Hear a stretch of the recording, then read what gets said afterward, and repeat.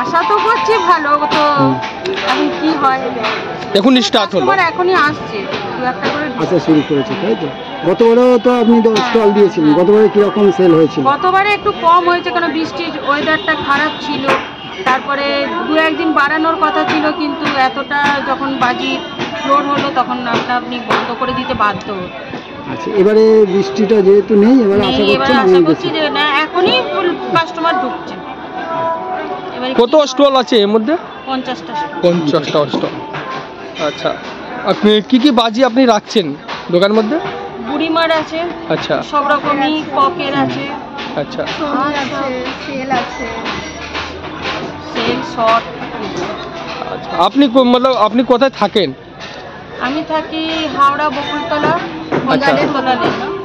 আমাদের এটা 2025 সালে, আমার 2017 সালে স্টার্ট হয়েছিল। বাজে করোনার জন্য 1 বছর আমাদের বন্ধ ছিল, তো 7 বছর মেলাতে কীরকম আশা করছেন? আশা তো করছি আমাদের প্রশাসনের সহযোগিতায় আমাদের যে গ্রিন বাজির মেলা, সবুজ আতশবাজির মেলা, এটা আমাদের হাওড়াবাসীর কিছু মানুষের সংখ্যক মানুষের কাছে খুব জনপ্রিয় একটি উদ্যোগ। হ্যাঁ, কারণ কি এই যে গ্রিন আতশবাজির মেলা, এটা শুধুমাত্র একটা আনন্দ উৎসব তা নয়, এটা লক্ষ লক্ষ মানুষের একটা কর্মসংস্থান।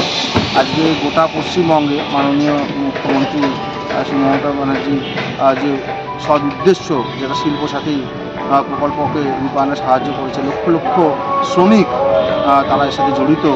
তারা মানে সারা বছর তারা বাজি তৈরি করে এবং জাস্ট এই সময় তারা এই বাজি। আগে ডুমুরজলায় ছিল তো? হ্যাঁ, ডুমুরজলা ইন্ডোর স্টেডিয়ামে আমাদের 2017 সালে উদ্বোধন হয়। 2023 সাল অবধি আমাদের ওখানে বলতে 2023 সালে ওটা আমাদের এখানে শিফট করা হয়। তো 2023 সাল থেকে আমাদের চাটার্জিপাড়া। হ্যাঁ, রেসপন্স খুবই ভালো, এবং বিগত লাস্ট 2 বছর 3 বছর যে আমাদের এখানে মেলা হয়েছে, এখানে মানুষের কাছে খুব জনপ্রিয়। আমরা দেখছি মানুষ এসে আমাদের জানতে চাইছেন সবুজবাজি কী, সবুজবাজি কী তফাৎ, সবুজবাজি কেন আমরা জ্বালাবো।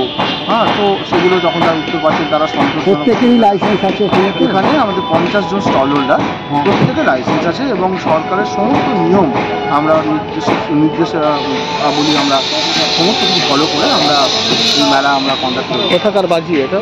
আচ্ছা, আপনাদের কী কী ক্যাটাগরির বাজি রাখেন এখানে? আমাদের এখানে যা কিছু দেখতে পাবেন সমস্ত মালই আপনি দেখতে পাবেন QR কোড দেওয়া আছে, গ্রিন লোগো QR কোড। আপনারা যদি স্ক্যান করেন, যে কোনো বাজি আপনি যদি স্ক্যান করেন, সঙ্গে সঙ্গে আপনি দেখতে পাবেন যে তার CSIR নেরি তার যে সার্টিফিকেশান সেটা আপনার কাছে চলে আসবে। সমস্ত বাজিটা আপনি দেখতে পাবেন, যে কোনো আপনি একটা বাজি নেবেন, সমস্ত বাজিতে QR কোড দেখতে পাবেন এবং সেটা স্ক্যান করলেই আপনার। QR কোড মানে কি?